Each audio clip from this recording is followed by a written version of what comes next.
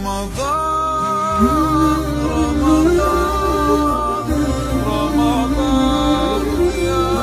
حبيب رمضان رمضان بيتك دوما طريق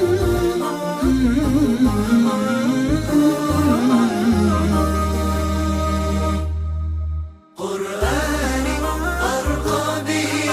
ألقى به اطمئناني أحياني